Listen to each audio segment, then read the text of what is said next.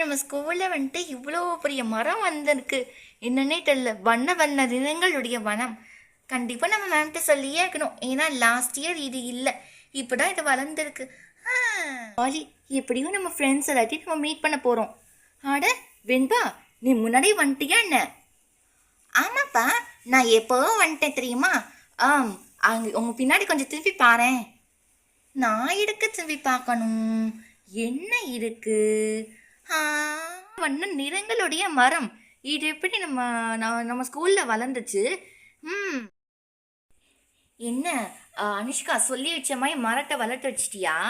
விதையெல்லாம் நட்டு தினமும் இந்த ஸ்கூலுக்கு வந்து தண்ணி விட்டுற, அப்படி தானே? அட வெண்பா, நான் சும்மா பேச்சுக்கு தான் சொன்னேன் சரியா, நான் ஒன்றும் பண்ணவே இல்லை. என்கிட்ட போய் இப்படிதான் சொன்னா இப்படி?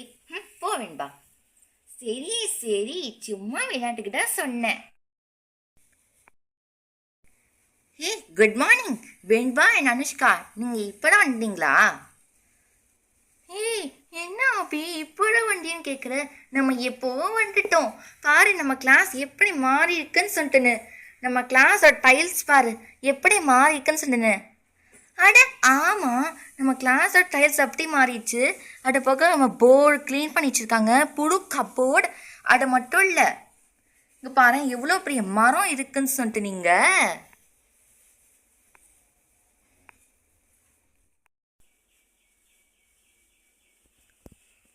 நம்ம கிளாஸ் எவ்வளோ அழகாக ரெனோவேட் பண்ணிக்கான்னு நீயே பாரு ஸ்ரீயா. ஏய் ஆமாம் காவியா, எம்ஏ நம்ம கிளாஸ் அவ்வளோ அற்புதமாக மாறிடுச்சு தெரியுமா. இப்போ பாரு டைல்ஸ் எவ்வளோ அழகாக மாடர்னாக இருக்குன்னு சொல்லிட்டுன்னு. நம்ம சேர்மன் சார் இன்றைக்கு நிறைய செலவு பண்ணி இந்த நம்ம கிளாஸை இந்த அளவுக்கு ரெனோவேட் பண்ணிக்கான்னா அது சும்மா சொல்ல கிடையாதுப்பா. எனக்கு தெரிஞ்சு ஐ திங்க் எல்லா கிளாஸுக்குமே ரெனோவேட் பண்ணியிருப்பாங்கன்னு நினைக்கிறேன்.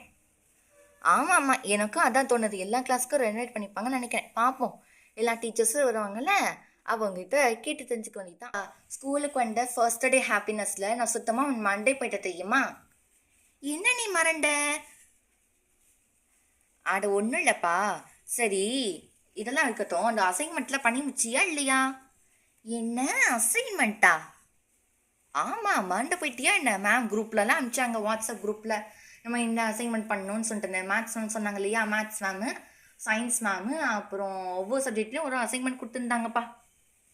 ஓ அது நல்ல ஞாபகம் இருக்குது, அதெல்லாம் ஏற்கனவே நான் முடிச்சிட்டேன். ஓ அப்படியோ, ஏற்கனவே நீ முடிச்சிட்டியோ? நானும் முடிச்சிட்டேன்ப்பா.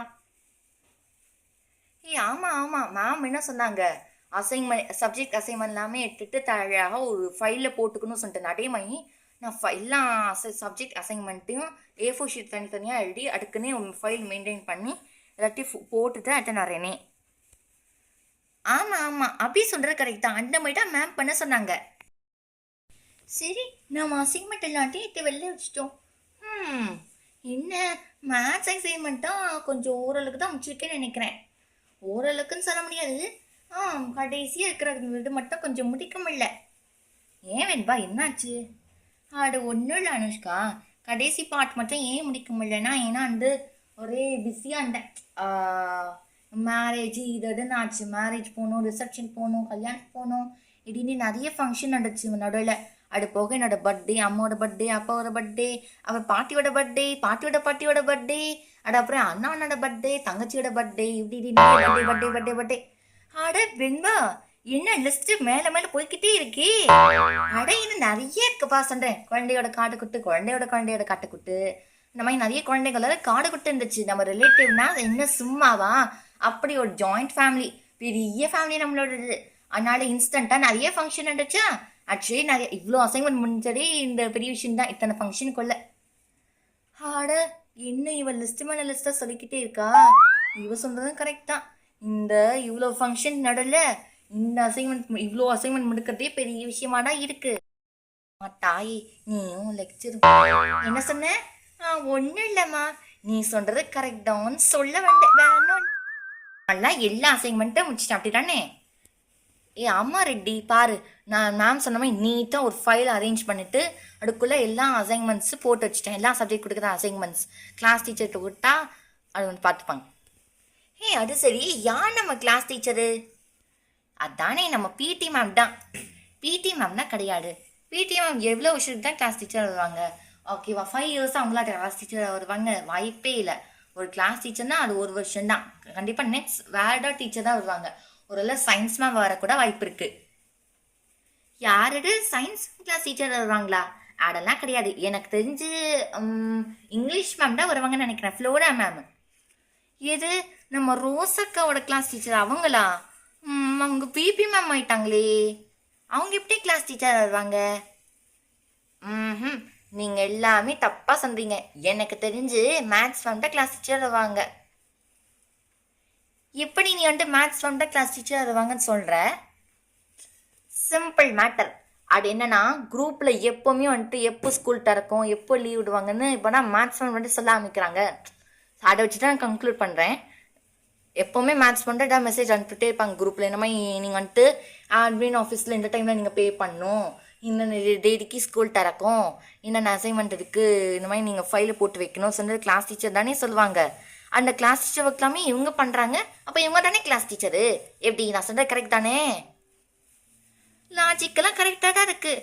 ஆனால் எனக்கு தெரிஞ்சு சயின்ஸ் வந்து வருவாங்க.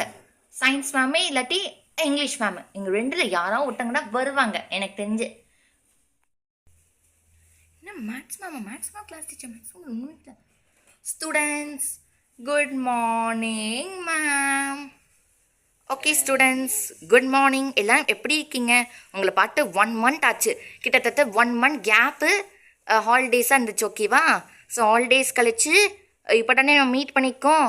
ஸோ ஸ்டூடெண்ட்ஸ், எப்படி நீங்கள் உங்கள் ஹாலிடேஸை ஸ்பெண்ட் பண்ணீங்க சொல்லுங்கள் பார்ப்போம். மேம் முன்னாடி நான் சொல்கிறேன் மேம். ஐயோ இவ வந்துட்டு லிஸ்ட்டு மேலே லிஸ்ட்டாக சொல்லிக்கிட்டே போவாளே. ஓகே வெண்பா, ஓகே ஃபஸ்ட்டு நம்ம அட்டெண்டன்ஸ் இட்டுடலாம். உங்கள் அசைன்மெண்ட் சப்மிட் பண்ணுங்கள். அப்புறம் இன்னைக்கு அந்த லெசன் இருக்கு இல்லையா, இன்ட்ரோடக்ஷன் எடுத்துடுறேன். ஓகேவா? அதுக்கப்புறம் நம்ம வந்துட்டு ஒரு சும்மா பேசிக்கலாம். டாடு நீங்கள் சம்மர் வெக்கேஷன் பற்றி கொஞ்சம் வேர்ட்ஸ் பேசலாம். எப்படி நீங்கள் என்ஜாய் பண்ணுறீங்க பற்றியும் என்கிட்ட நீங்கள் டிஸ்கஸ் பண்ணலாம். ஓகேவா? எல்லாமே அட்டெண்டன்ஸ்க்கு ரெஸ்பாண்ட் பண்ணுங்க.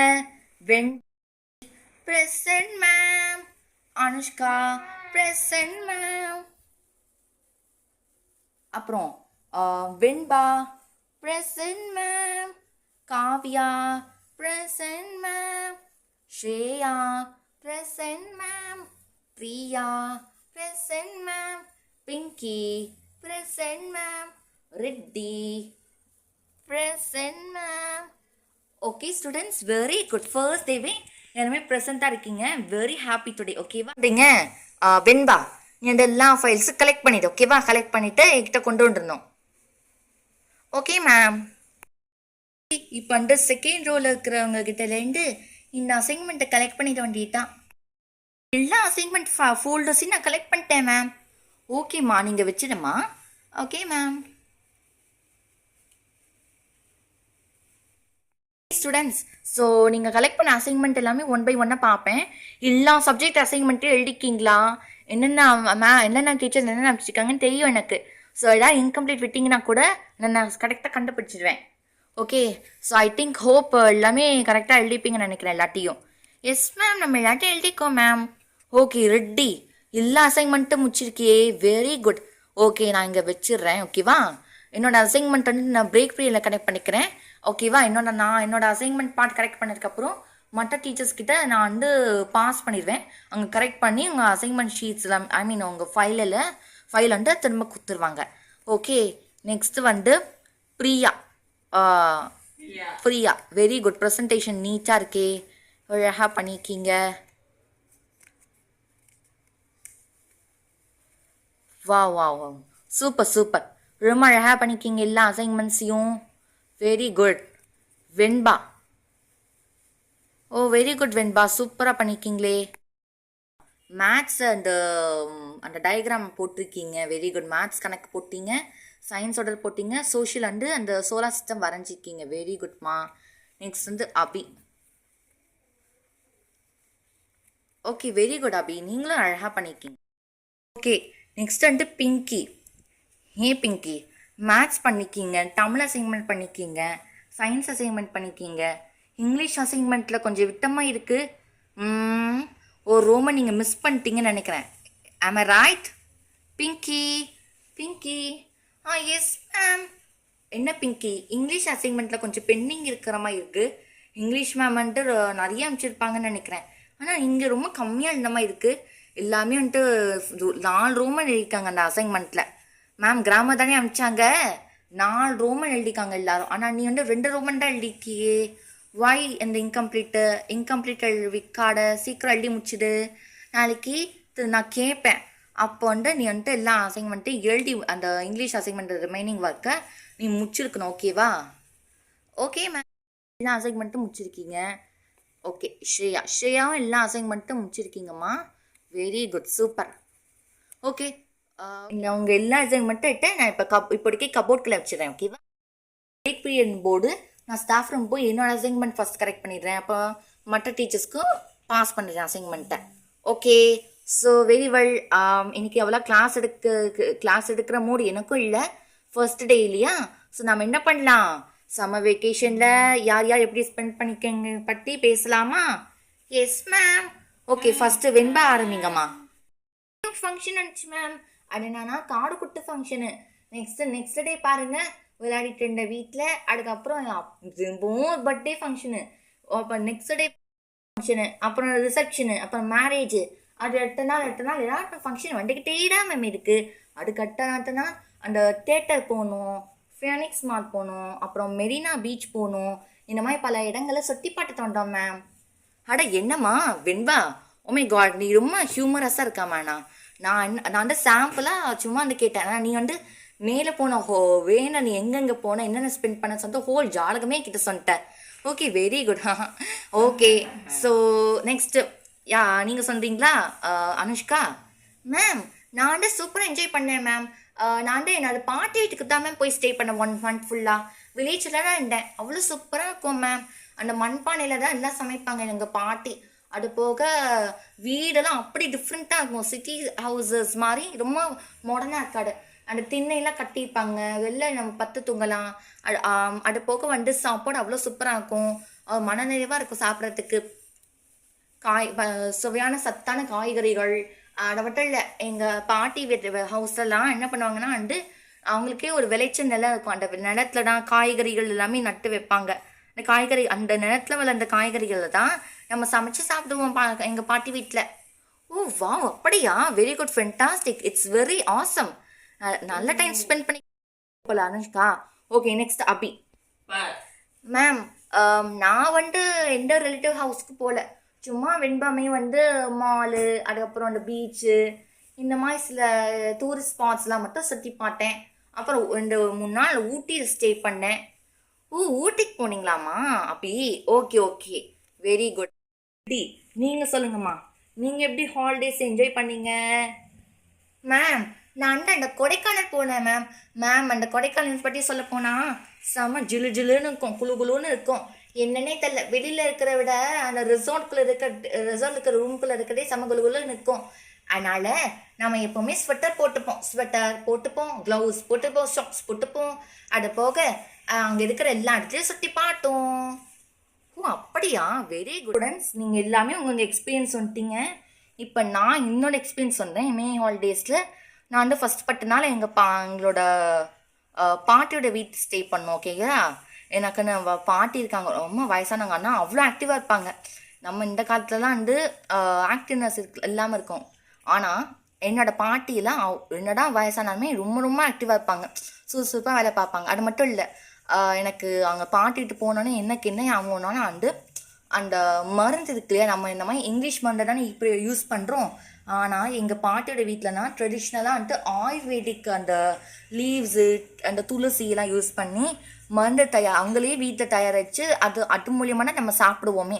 அந்த கஷாயம் போட்டு கொடுப்பாங்க. இந்த மாதிரி சில விஷயங்கள் எல்லாமே இருக்குது. அந்த பாட்டிட்டு போவோமே என்னெல்லாம் ஞாபகம் வந்துச்சு. என்னை பாட்டிட்டுலாம் முன்னாடி போவேன் சின்ன வயசுல தெரியுமா. அங்கே தான் உட்காந்து படிப்பேன். எனக்குன்னே ஒரு அக்கா இருப்பாங்க தெரியுமா. ஆனால் அக்கா வந்து எப்போவுமே வீட்டில் தான் தங்குவாங்க. ஆனால் நான் வந்து மோஸ்ட் ஆஃப் டைம்ஸ் பாட்டி வீட்டில் உட்காந்து தான் படிப்பேன். எல்லாம் செய்வேன், பாட்டியோட விளையாடுவேன். அந்த சின்ன வயசு அவங்க எல்லாமே இப்போ வரைக்கும் இருக்குது. உமே காட், அப்படியா மேம்? எஸ் ஸ்டூடெண்ட்ஸ், இப்போ கூட 10 நாள் பாட்டி வீட்டுக்கு ஸ்டே பண்ணிட்டேன் நான் வரேன். ஓகே, ஸோ எனிவேஸ் உங்கள் எக்ஸ்பீரியன்ஸ் எல்லாமே ஷேர் பண்ணிட்டீங்க. ஓகே, இப்போ நம்ம வந்துட்டு நம்ம மேத்ஸோட ஃபர்ஸ்ட் லெசன் ஸ்டார்ட் பண்ணிடலாமா? Yes ma'am. Okay ma'am.